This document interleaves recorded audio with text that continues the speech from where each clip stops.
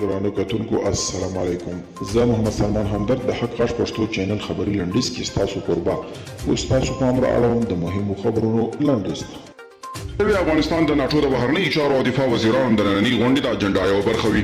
د نن سې شنبې ورځې دغه غونډه په آنلاین بڼه ترسره کیږي. د ناټو عمومي منشي ینس سټولټنبرګ اسوسییټډ پریس خبري اژانس ته ویلي د ناټو غړي هیوادونه له افغانستان خپل ملاتړ ته دوام ورکوي.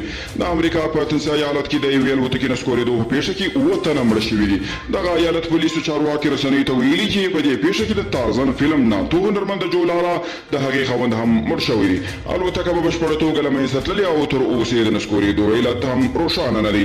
د ایران پارلمان د افغانستان او ایران ترمنځ د اوسپنې پټلۍ جوړېدو تړون ته تایید رایه ورکړې ده. د ایراني رسنیو د راپورونو له مخې د دغه هیواد اسلامي شورا پرون د 188 مثبتو رایو په کارولو سره دغه تړون تایید کړی دی او پر پاکستاني پوځ د نیوکو له امله پاکستاني مشهور خبریال حمید میر له خپلې خپرونې لرې کړل شو.